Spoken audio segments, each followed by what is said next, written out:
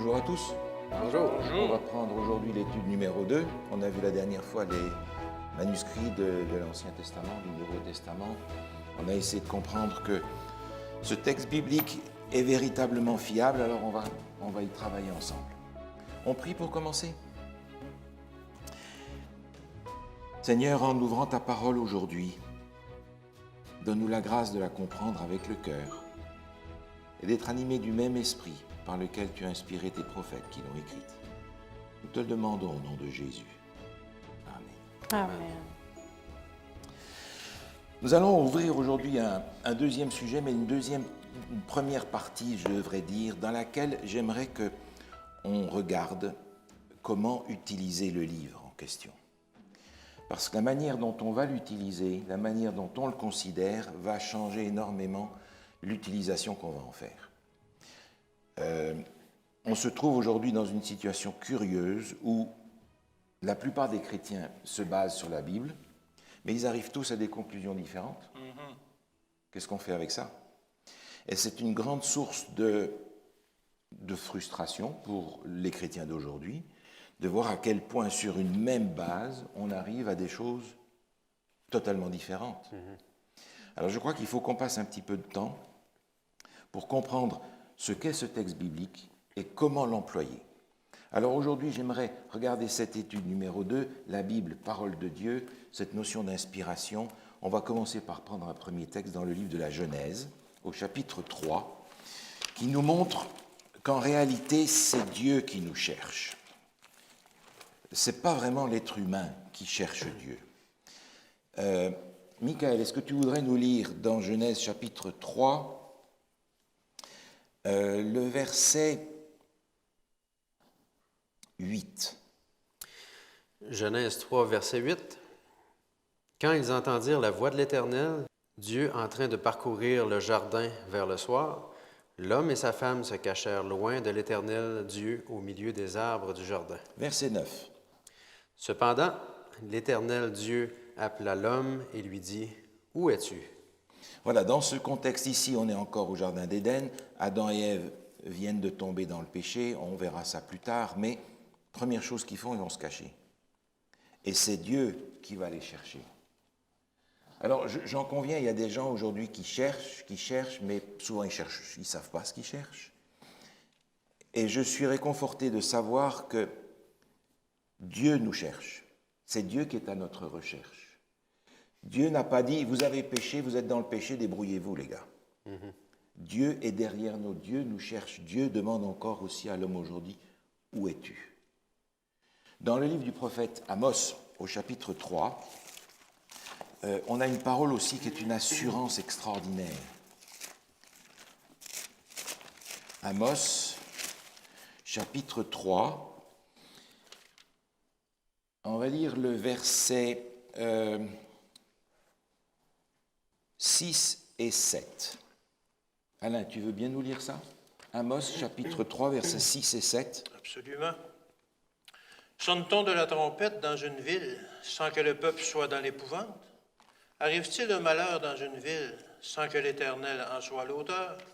Car le Seigneur, l'Éternel, ne fait rien sans avoir révélé son secret à ses serviteurs les prophètes. Merci. Il arrive toujours quelque chose que le Seigneur a conduit, et il dit ici, le Seigneur ne fait rien sans avoir révélé son secret. Autrement dit, Dieu ne fait rien sans nous prendre, Dieu ne fait rien en nous prenant par surprise. Il ne fait rien sans nous en avoir averti à l'avance. Rien ne va arriver dans ce monde sans que Dieu l'ait prévu et nous ait prévenus de ce qu'il attend de nous dans tel et tel temps. Donc Dieu ne nous prend pas par surprise, Dieu ne va pas nous faire un vilain coup en nous prenant au dépourvu. Beaucoup de gens aujourd'hui se demandent ce qui se passe. Ben écoutez, c'est pas difficile, c'est là. Oui, oui. Pas de coup tordu de la part de Dieu. Il s'est révélé, il a révélé ces choses aux prophètes, à ses prophètes. Par conséquent, c'est dans ces prophéties que je peux trouver la solution, pas dans les prophéties qui sont inventées, qui sont dans les journaux. pas chez Madame Soleil, pas chez XY qui va nous annoncer l'avenir par les horoscopes, mais par la parole de Dieu. La révélation que Dieu a faite dans l'Ancien Testament est extrêmement importante. On va souvent s'y référer, mais il y a dans les Écritures une révélation suprême. Vous vous souvenez ce que l'apôtre Paul dit dans l'Épître aux Hébreux? Comment est-ce que Dieu se révèle de la manière la plus large, la plus grande? Autrefois, Dieu a parlé au travers les prophètes, etc. Hébreux chapitre 1. Et maintenant, il s'est révélé comment? À travers le Fils. Il s'est révélé par Jésus. Hébreux chapitre 1, le verset 1.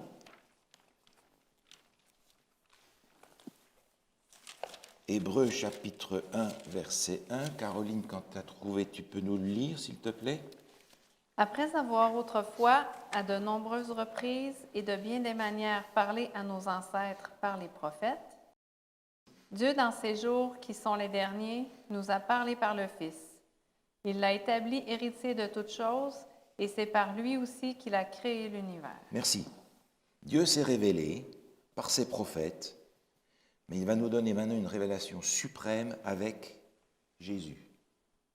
C'est là que se trouve l'importance du Nouveau Testament, où l'on a le complément de l'Ancien, où Jésus va donner une révélation suprême de sa personne, de son plan du salut. Donc Dieu cherche les hommes, Dieu souhaite établir un contact avec les hommes, Dieu souhaite leur parler, mais à cause du péché, la barrière existe. Dieu ne nous parle pas directement, Dieu doit passer par l'intermédiaire de certaines personnes qu'il choisit, comme étant ses prophètes, des instruments qu'il considère capables de transmettre sa volonté, sa parole, comme il le désire. Alors, puisque Dieu ne nous parle pas directement, comment nous parle-t-il? Par les prophètes. On va regarder dans le livre des Nombres, au chapitre 12, comment Dieu veut se révéler. Il y a eu dans l'histoire d'Israël à ce moment-là une espèce de révolte où des gens proches de Moïse ont commencé à dire « Oui, mais nous aussi on peut être prophète, hein, nous aussi on peut parler de la part de Dieu. Dieu nous inspire, nous aussi. » Il y avait même dans cette équipe des révoltés, il y avait même Marie, sa sœur, Myriam, et Dieu va intervenir. Dieu va mettre les choses au clair. Ce n'est pas n'importe qui peut dire « Oui, mais Dieu parle par moi. » Souvent, ce sont des gens très orgueilleux. Mais quand on regarde les prophètes que Dieu appelle, remarquez bien que leur première réaction, c'est de dire « Je ne suis pas à la hauteur. » Je ne veux pas. Non, Seigneur, prends quelqu'un d'autre. Prends quelqu'un d'autre. Que ce soit Moïse qui a argumenté avec Dieu pour qu'il se débrouille autrement, avec Jérémie. Les prophètes fuient devant cette tâche. Et c'est une indication que quand on a quelqu'un qui veut être le prophète, c'est probablement un peu suspect. Dans le livre des Nombres, au chapitre 12, on va lire les versets 6 et 7. Tu veux bien lire, Alain? Oui. Et il dit, « Écoutez bien mes paroles. Lorsqu'il y aura parmi vous un prophète, c'est dans une vision que moi, l'Éternel, je me révélerai à lui. C'est dans un songe que je lui parlerai. Il n'en est pas ainsi de mon serviteur Moïse. Il est fidèle dans toute ma maison. Je lui parle bouche à bouche, je me révèle à lui sans énigme, et il voit une représentation de l'Éternel. Pourquoi donc n'avez-vous pas craint de parler contre mon serviteur, contre Moïse? » Merci. Donc Moïse est un super prophète, Dieu lui parle directement. On se souvient qu'il était monté plusieurs fois sur le mont Sinaï, où il avait été avec Dieu pendant plusieurs fois, 40 jours. Il y a un contact assez unique entre Dieu et Moïse. Mais ici, il est dit, s'il y a un prophète, sous-entendu un prophète normal parmi vous, ce sont des songes et des visions que je vais lui donner. Qu'est-ce que c'est? C'est un phénomène unique. Le songe, c'est la nuit, la vision, c'est le jour. Oui. Où le prophète est inconscient, il est en présence de ce que Dieu veut lui montrer et totalement absent de ce qui se passe sur terre. On a un certain nombre d'indications dans le livre du prophète Daniel, par exemple, de ce que vivent les prophètes pendant leur vision. On comprend que la vision n'est vue que des prophètes, on comprend qu'ils ne respirent pas pendant le temps de la prophétie.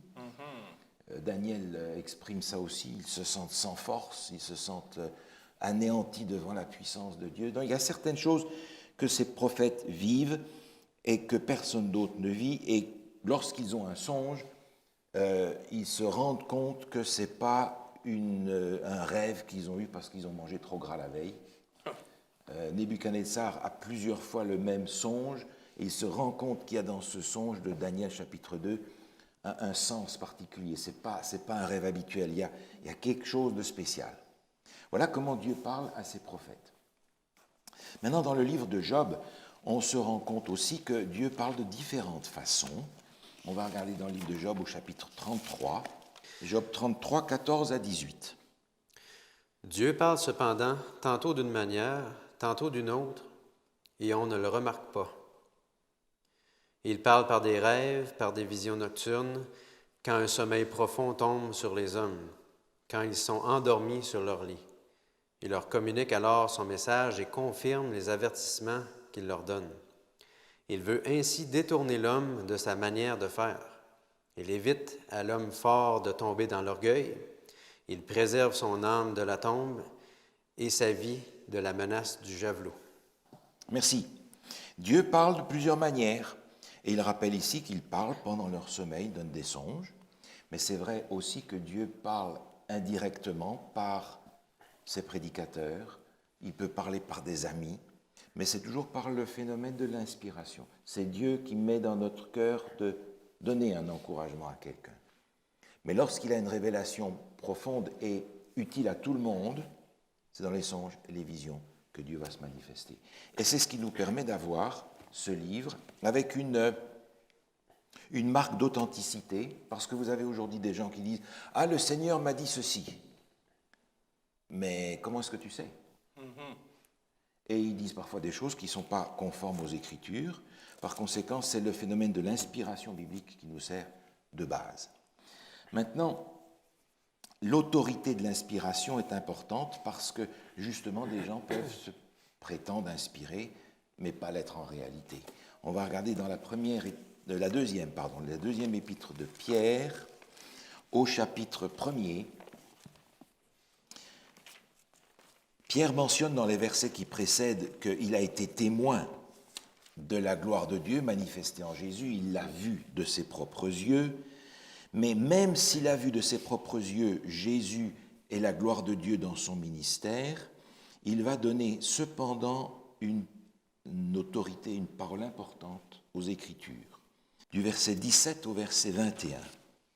Oui, il a reçu de Dieu le Père honneur et gloire. Quand la gloire magnifique lui a fait entendre une voix qui disait « Celui-ci est mon Fils bien-aimé, qui a toute mon approbation. » Cette voix, nous l'avons nous-mêmes entendue venir du ciel lorsque nous étions avec lui sur la Sainte Montagne. Et nous considérons comme d'autant plus certaine la parole des prophètes. Vous faites bien de lui prêter attention comme à une lampe qui brille dans un lieu obscur jusqu'à ce que le jour commence à poindre et que l'étoile du matin se lève dans votre cœur. Sachez avant tout qu'aucune prophétie de l'Écriture n'est une affaire d'interprétation personnelle, car ce n'est jamais par une volonté d'homme qu'une prophétie a été apportée, mais c'est poussé par le Saint-Esprit que des hommes ont parlé de la part de Dieu. Merci. Un texte important parce que Pierre est en train de dire « Nous avons vu sa gloire, mais nous allons donner autorité à ce qui est écrit davantage qu'à ce que nous avons vu. » Et aujourd'hui, c'est un petit peu le contraire que nous faisons. Nous considérons que ce dont nous avons été témoins, que nous avons vu et entendu, ça, c'est la norme. Mais nos sens peuvent nous jouer des tours.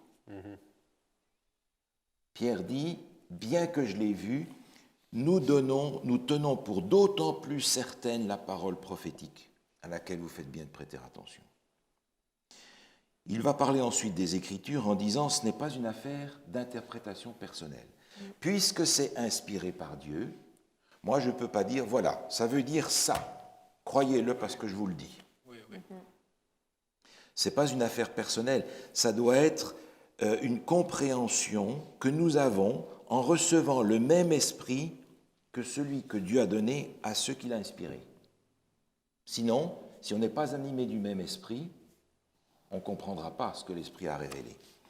Ce n'est pas par une volonté d'homme qu'une prophétie a jamais été apportée, mais c'est poussé par le Saint-Esprit que des hommes ont parlé de la part de Dieu. On va dire qu'ils sont inspirés. Un dedans, spirer l'esprit en eux. Alors quand nous disons que la parole de Dieu est inspirée, c'est un raccourci en fait. Parce que les pages ne sont pas inspirées, l'encre, le carton, ce sont les gens qui sont inspirés, ceux qui l'ont écrite. Alors nous considérons que ce livre et ce qu'il contient est parole inspirée parce qu'elle a été transmise par ceux qui étaient inspirés pour le donner. C'est pourquoi on ne peut pas se dire, voilà, moi je comprends la Bible comme ça, c'est bon pour moi. Si toi tu la comprends comme ça, ben c'est bon pour toi. Ce n'est pas une affaire personnelle. L'Église, par conséquent, et on le verra plus tard, a un rôle à jouer dans la compréhension de la parole de Dieu, parce que ce n'est pas un personnage qui a le monopole de la compréhension biblique. C'est ensemble que l'on cherche. C'était le rôle d'ailleurs de l'Église. D'ailleurs, le verset est clair. Sachant tout d'abord, au verset 20, je lis, Oui. Sachant tout d'abord vous-même qu'aucune prophétie de l'Écriture ne peut être l'objet d'interprétation particulière. Oui, c'est ça. C'est ça, c'est pas une personne qui va dire, voilà, moi je vais vous dire ce que la Bible veut dire. Moi je vous apporte aujourd'hui mon témoignage de ce que j'ai trouvé là-dedans. Oui. Mais un jour, il vous faudra, vous, faire ce que les Béréens ont fait, on en parlera la prochaine fois, c'est-à-dire construire une compréhension personnelle de ce que la parole de Dieu nous révèle véritablement et qui correspond à ce que les autres ont aussi reçu, entendu de la parole de Dieu.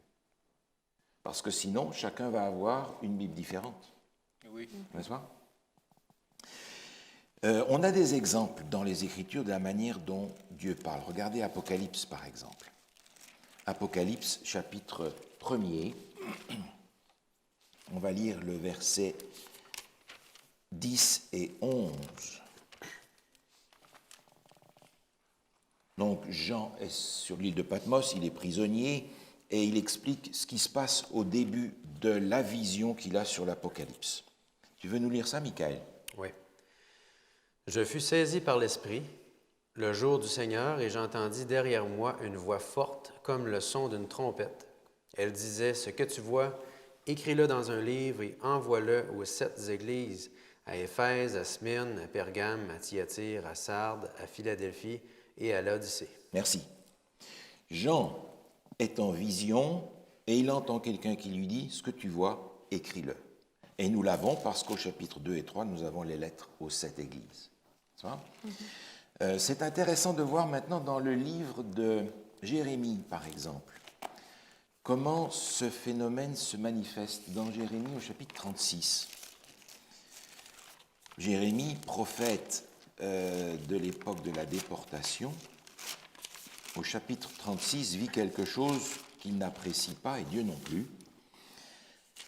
Il est dit, par exemple, au verset 2, Caroline, si tu veux nous lire le verset 2. Oui. Procure-toi un livre. Tu y écriras toutes les paroles que je t'ai dites concernant Israël et Juda, ainsi que toutes les nations, depuis le jour où j'ai commencé à te parler, à l'époque de Josias, jusqu'à aujourd'hui. Merci. Alors, prends un livre, ce que je t'ai révélé dans les visions, écris-le. Ce qui veut dire que même s'il a reçu une vision, étant maintenant réveillé de sa vision, il va devoir écrire tout ça. Le Saint-Esprit va donc le guider dans ce qu'il va écrire comme rapport de ce qu'il a reçu en vision. Verset 4, juste un peu après. Alain, tu veux nous lire ça? Jérémie appela Baruch, fils de Nérija, et Baruch écrivit dans un livre, sous la dictée de Jérémie, toutes les paroles que l'Éternel avait dites à Jérémie. Alors, il va utiliser un secrétaire. Il est là, il va lui dire, voilà, tu écris ça. Et là, il a écrit sous la dictée de Jérémie.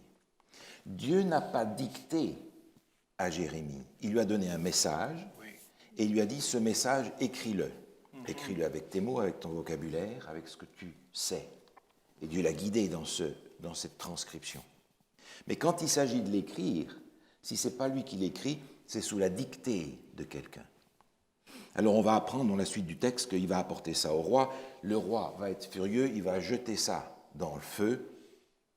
Et Dieu lui dit, c'est pas grave, regarde. Il est dit par exemple au verset 27 du même chapitre. Michael, tu veux nous lire le verset 27 s'il te plaît? La parole de l'Éternel fut adressée à Jérémie après que le roi eut brûlé le livre contenant les paroles de Baruch, que Baruch avait écrites sous sa dictée. Verset 28 aussi. 28 aussi, oui. Prends un autre livre et écris-y toutes les paroles qui figuraient dans le premier livre, celui que Joachim, le roi de Juda, a brûlé. Pas de problème. Il l'a brûlé, tu vas en faire un autre. Et il a recommencé. Et au verset 32, si tu veux bien, Caroline, nous lire ça. Jérémie prit un autre livre et le donna au scribe Baruch, fils de Nérija. Celui-ci y écrivit, sous sa dictée, toutes les paroles du livre que Joachim, roi de Juda, avait brûlé. Beaucoup d'autres paroles du même ordre y furent encore ajoutées. Il a non seulement réécrit ce qu'il avait déjà écrit précédemment, mais il y a écrit les autres choses que nous avons d'ailleurs dans son livre aujourd'hui. Donc même si cette parole inspirée de Dieu, écrite et détruite, Dieu pourvoit à ce qu'elle soit encore là et encore même complétée. Oui. Donc le prophète ne reçoit pas une dictée, il reçoit un message, mais si quelqu'un l'écrit pour lui, il va le dicter pour que le message soit exactement ce qu'il veut. Ce message, étant parole de Dieu, n'est pas un message passager. Dans le livre du prophète Ésaïe, au chapitre 40, il nous est dit comment Dieu voit les choses. Ésaïe, chapitre 40, au verset 8, 7 et 8. Alain, tu veux nous lire Ésaïe 40, versets 7 et 8, s'il te plaît? L'herbe sèche, la fleur tombe, quand le vent de l'Éternel souffle dessus. Certainement, le peuple est comme l'herbe sèche, la fleur tombe. Mais la parole de notre Seigneur Dieu subsiste éternellement. Éternellement. La parole de Dieu subsiste éternellement. La notion de parole de Dieu est très importante parce que quand on prend la première page de la Genèse, on se rend compte que la création a été faite par la parole de Dieu. Dieu a dit. Dans le psaume 33, on voit aussi que Dieu dit et la chose arrive. Donc cette notion de parole de Dieu, c'est beaucoup plus que la notion de parole que nous avons, nous, aujourd'hui. On parle, mais il n'y a rien qui arrive. Tandis que la parole de Dieu, elle a une puissance créatrice. Par conséquent, ce qu'il y a d'écrit là-dedans a aussi une puissance créatrice pour nous aujourd'hui. Et la preuve en a été faite au travers des siècles parce qu'un nombre incalculable de gens ont été transformés en plongeant leur regard dans les Écritures et en cherchant à y rencontrer Dieu, ce qu'ils ont pu faire. Et ce que nous avons pu faire, nous aussi. Donc la parole de Dieu est extrêmement importante. Dans l'Évangile selon Matthieu, Jésus va aussi dire la même chose. Ne croyez pas que je sois venu pour abolir la loi ou les prophètes. Je suis venu non pour abolir, mais pour accomplir. En effet, je vous le dis en vérité, tant que le ciel et la terre n'auront pas disparu, pas une seule lettre ni un seul trait de lettre ne disparaîtra de la loi avant que tout ne soit arrivé. Merci. Jésus n'est pas venu pour mettre les Écritures à la poubelle. Il est venu pour l'accomplir. Et dans ce sens-là, la loi de Dieu, dans le sens global, dans le grand sens global de sa loi, c'est-à-dire de l'expression de ce qu'il est, de son caractère, demeure éternellement. La mise en application de cette loi va peut-être changer suivant les temps. Jésus, par exemple, au moment de la Sainte Seine, lorsqu'il prenait la dernière Pâque, va transformer une annonce en souvenir. Et les signes vont changer. Mais c'est la même chose. On a besoin d'être au clair sur la venue de Jésus, sur son sacrifice. Les gens qui vivaient avant Jésus avaient besoin d'être au clair sur ce que Jésus allait faire. Et nous qui sommes après, on a besoin d'être au clair sur ce que Jésus a fait. Les formes vont changer. Mais c'est la même chose. De la même manière, dans l'Ancien Testament, certaines lois vont être données d'une façon circonstancielle pour des temps, pour faire comprendre ce qui devait arriver. Nous avons, nous, un évangile qui essaie de nous faire comprendre ce qui est arrivé. Mais la loi de Dieu demeure éternellement. Comment est-ce que la parole de Dieu peut être autrement que ça? C'est difficilement compréhensible, de toute façon. Si Dieu est éternel, sa Mais parole l'est c'est aussi. ça, si Dieu est éternel, sa parole l'est aussi. N'est-ce pas? Elle va peut-être prendre des formes différentes, elle va s'adresser à nous de façon différente, mais elle est éternelle. Et quand Dieu dit « ça va arriver », compte pas passer à côté. Alors, les prophéties conditionnelles, on en parlera. Il y a moyen parfois de répondre à l'appel de Dieu qui nous dit « repens-toi », mais si Dieu dit « ça arrive », ça arrive. Les prophéties en sont le témoin.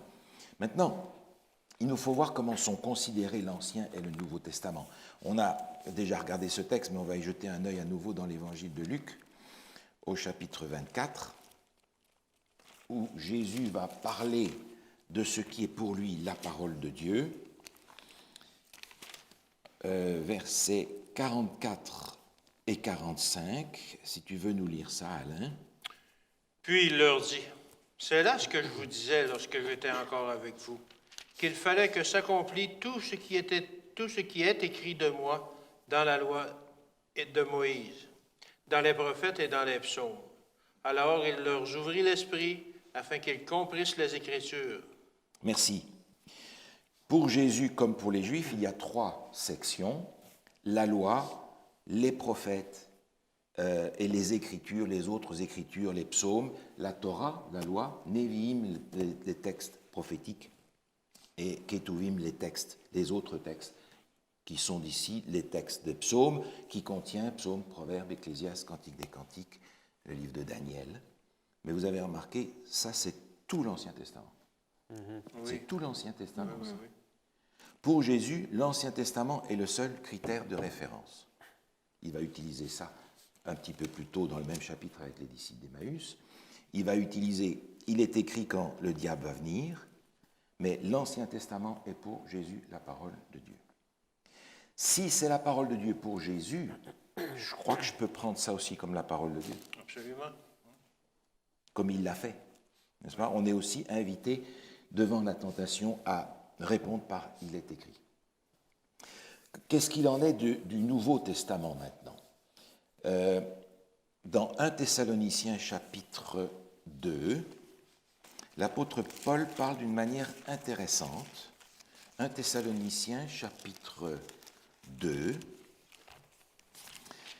au verset 13. Michael, tu veux nous lire le verset 13? Oui. S'il te plaît, merci. C'est pourquoi nous disons sans cesse à Dieu toute notre reconnaissance de ce que, en recevant la parole de Dieu que nous vous avons fait entendre, vous l'avez accueillie, non comme la parole des hommes, mais comme ce qu'elle est vraiment, la parole de Dieu agissant en vous qui croyez. Merci. L'apôtre Paul est conscient qu'il a été appelé à un ministère particulier, un ministère prophétique de proclamation de la parole, et il est conscient que quand il partage la bonne nouvelle de l'Évangile, le salut en Jésus, il apporte la parole de Dieu. Et il dit ici, je suis content que quand on est allé vous annoncer la parole de Dieu, vous avez compris que ce n'était pas la nôtre, que ce n'était pas nous qui inventions quelque chose, mais que nous étions des porteurs de la parole de Dieu. Donc il n'est pas question de faire des disciples de Paul, il est question de faire des disciples de Jésus. Par conséquent, aujourd'hui, que l'on reçoive l'Ancien Testament ou qu'on reçoive le Nouveau, on est invité à recevoir ça comme parole de Dieu. L'apôtre Paul a prêché, a parlé, il a écrit dans ses textes, il fait référence à ce qu'il avait prêché dans les églises, il rappelle ce qu'il a prêché, il apporte donc la parole de Dieu. Et l'apôtre Pierre en parle aussi dans sa deuxième épître. L'apôtre Pierre a un texte que je trouve intéressant et que j'aime bien parce que je m'y associe volontiers. Vous arrivez à toujours comprendre facilement ce que l'apôtre Paul écrit?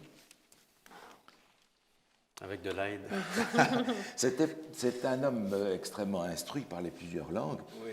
mais quand il commençait à expliquer des choses un peu plus compliquées, qu'il souhaitait que les Juifs le comprennent, parfois, on préfère aller lire Jean, parfois. Hein. Pierre aussi, d'ailleurs. Dans la deuxième épître de Pierre, au chapitre 3, on va lire les versets 15 et 16. Caroline, tu veux nous lire ça, s'il te plaît? 2 Pierre 3, 15 et 16. Oui. Considérez bien que la patience de notre Seigneur est votre salut. Notre bien-aimé frère Paul vous l'a aussi écrit, conformément à la sagesse qui lui a été donnée. C'est ce qu'il fait dans toutes les lettres où il parle de ces choses. Il s'y trouve certes des points difficiles à comprendre, et les personnes ignorantes et mal affermies en tordent le sens, comme elles le font des autres Écritures pour leur propre ruine. Merci. Alors, Pierre est assez humble pour reconnaître que ce qu'écrit l'apôtre Paul, lui, il a du mal à le comprendre. Donc, j'ai moins de complexe, moi, aujourd'hui, à ne pas comprendre tout ce qu'il écrit. Mais il dit, attention, il y a des gens qui tordent ces Écritures, ce que Paul a écrit, comme les autres Écritures. Et les autres Écritures, c'est quoi? L'Ancien Testament. C'est l'Ancien Testament, ou bien Les autres du Les Nouveau. autres les évangiles, autres du Nouveau, C'est ça. les évangiles du Nouveau. Oui. Donc Pierre est tout à fait conscient que quand Paul écrit, c'est la parole de Dieu. Il est conscient qu'il y a des gens qui font le contraire de ce qu'on a lu tout à l'heure, c'est-à-dire qui en font l'objet d'une interprétation personnelle et qui vont tordre ce qui est écrit, soi-disant pour leur propre ruine. Oui. Mais Paul sait très bien que toutes ces choses sont paroles de Dieu. Donc dans le Nouveau Testament, les apôtres étaient déjà conscients d'être porteurs d'une parole inspirée ayant la même valeur que l'Ancien Testament. Nous n'avons donc pas le droit aujourd'hui de diminuer la valeur de l'Ancien Testament par rapport au Nouveau et de dire « Ah ben ça, l'Ancien Testament, ça c'est pour les Juifs. Le Nouveau Testament, ça c'est pour les chrétiens. » Ah oui. Parce que les chrétiens eux-mêmes et les apôtres considéraient l'un comme l'autre comme la parole de Dieu. Oui. Et si je veux comprendre ce qui est écrit dans le Nouveau Testament, il va falloir que j'aille aussi dans l'Ancien. N'oubliez pas que ce sont des Juifs qui d'abord pensent en hébreu ou en araméen, et pour qui la référence est l'Ancien Testament. Oui. Ils vont donc compléter ce qu'il y a dans l'Ancien Testament pour établir le rôle de Jésus et sa mission. Je ne peux donc pas d'évaluer l'Ancien Testament parce qu'il est plus ancien et parce que c'est l'histoire du peuple hébreu par rapport à l'histoire du peuple chrétien dans le 1er siècle. Vous me suivez? La même importance d'un couvercle à l'autre. La même importance, tout à fait. Tout à Les fait. Écritures, on nous dit ici qu'il y a le sens des Écritures. Oui. Ça revient au texte qu'on lisait tantôt, qu'on ne peut pas arriver avec une interprétation personnelle. Non. Donc l'Écriture a quelque chose à dire, Oui. et ça devrait être commun Oui. à ceux qui la lisent, et non voir chacun sa version. Oui, exact, exact. La prochaine fois, d'ailleurs, on va voir, Jésus nous explique quel est le sens des Écritures. On peut y chercher toutes sortes de choses, mais ce qui est dangereux, c'est d'y placer ce que j'y cherche. Oui, oui, oui. Ce que je veux, c'est y trouver ce que Dieu y a mis pour moi aujourd'hui. Parce que si j'y place ce que j'y cherche, je détruis le texte que Dieu m'a donné, je détruis la révélation que Dieu m'a donnée. C'est ma révélation, c'est plus celle de Dieu. Oui. Dans la première épître de Pierre, un petit peu avant, au chapitre 1er, et au verset 10, première épître de Pierre, chapitre 1er, on va lire les versets 10 à 12, Alain, si tu veux bien. Oui, absolument. Les prophètes qui ont prophétisé touchant la grâce qui vous était réservée ont fait de ce salut l'objet de leurs recherches et de leurs investigations, voulant sonder l'époque et les circonstances marquées par l'Esprit de Christ qui était en eux. ce qui attestait d'avance les souffrances de Christ et la gloire dont elles seraient suivies. Il leur fut révélé que ce n'était pas pour eux-mêmes, mais pour vous, qu'ils étaient les dispensateurs de ces choses, que vous ont annoncé maintenant ceux qui vous ont prêché l'Évangile par le Saint-Esprit envoyé du ciel, et dans lequel les anges désirent plonger leur regard. Merci. L'apôtre Pierre ici rappelle que ceux qui sont envoyés pour annoncer l'Évangile sont inspirés de la même manière que les prophètes du passé. Ils sont poussés par le Saint-Esprit, envoyés du ciel, au point que les anges plongent leur regard dans les Écritures pour en comprendre le sens. Oui, mais écoutez, si les anges aiment lire les Écritures pour comprendre ce qui est dit, Oui. ça risque de m'intéresser aussi, vous comprenez? Oui. Il y a là quelque chose d'important et on apprend dans ce texte ce qui est déjà au centre des Écritures, c'est-à-dire Jésus, le Christ, ses souffrances et sa gloire. Dans ce passage, l'apôtre Pierre nous rappelle que tous ceux qui, dans le Nouveau Testament, nous sont envoyés pour annoncer l'Évangile, nous ont apporté la parole de Dieu par l'inspiration du Saint-Esprit. Je vais donc prendre ces choses comme étant d'une grande valeur. La Bible aujourd'hui est probablement le livre le plus traduit. Je ne sais plus combien de milliers de langues il y a parce que chaque année ça augmente. D'une façon complète ou partielle, la Bible est traduite dans des milliers de langues aujourd'hui. Chaque année on en rajoute pour rejoindre des populations différentes. Parce qu'on considère que c'est la parole de Dieu. Voilà ce qu'elle contient. Je crois que c'est le moyen pour nous de trouver ce que nous cherchons, c'est-à-dire la paix et la joie. Le psaume le plus long, vous vous souvenez lequel c'est? 119. 119. Le plus court, Non, je ne sais pas. Le sens? juste à côté, 117. Ah oui? Oui. J'ai simplement sorti du psaume 119 quelques versets. On ne va pas le lire en entier, rassurez-vous. Rassurez-vous, mais j'ai sorti de ce psaume quelques versets qui nous encouragent. C'est le psaume sur la parole de Dieu. J'aimerais qu'on lise pour commencer le verset 1 et 2. Alain, tu peux nous lire le verset 1 et 2. Caroline, tu peux nous lire le verset 10. Et Michael, tu nous liras le verset 17 et 18. OK. Alors, psaume 119, 1 et 2. Heureux ceux qui sont intègres dans leur voie, qui marchent selon la loi de l'Éternel. Heureux ceux qui gardent ses préceptes, qui le cherchent de tout leur cœur. Verset 10. Je te cherche de tout mon cœur. Ne me laisse pas m'égarer loin de tes commandements. 17 et 18.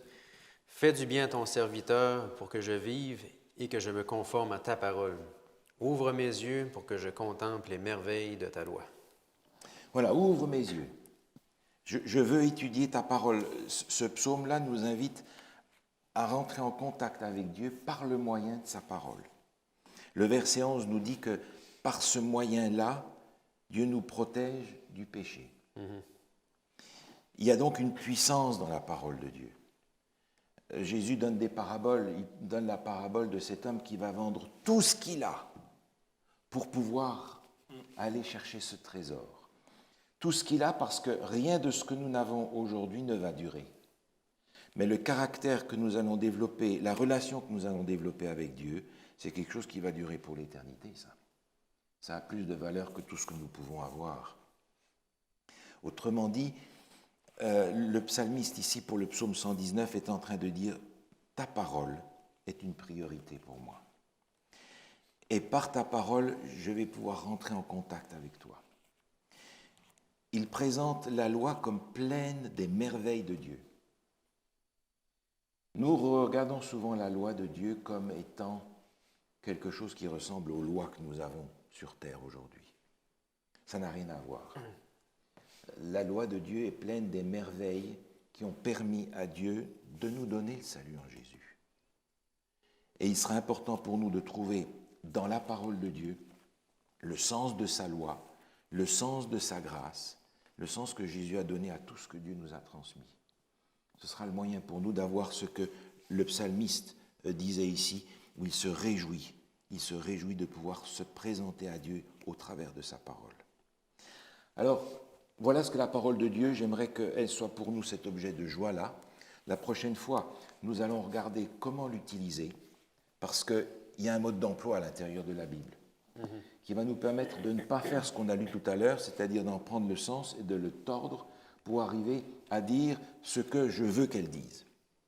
Alors nous étudierons ça la prochaine fois, mais pour le moment, je vous invite, on va prier et on va terminer avec ça. Seigneur notre Dieu, nous avons entre les mains ta parole et nous te remercions de ce que par elle tu nous parles encore aujourd'hui. Tu nous assures que dans un contact avec toi par ce moyen-là, tu veux nous donner la paix, la joie, nous permettre de rencontrer quelqu'un, non pas une idée, non pas une doctrine, non pas une philosophie, mais de nous rencontrer une personne dont tu voudrais que nous puissions découvrir l'amour immense que tu as manifesté par Jésus. Bien avant que nous ayons besoin de lui comme sauveur, bien avant que nous soyons nés, tu avais déjà prévu le moyen de nous faire comprendre cet immense amour pour chacun d'entre nous. Seigneur, nous sommes en train de découvrir que quelqu'un nous aime plus que nous pourrions aimer n'importe qui. Nous voulons le découvrir dans ta parole. Parle-nous par ta parole, nous te le demandons au nom de Jésus. Amen. Amen. Merci, à bientôt.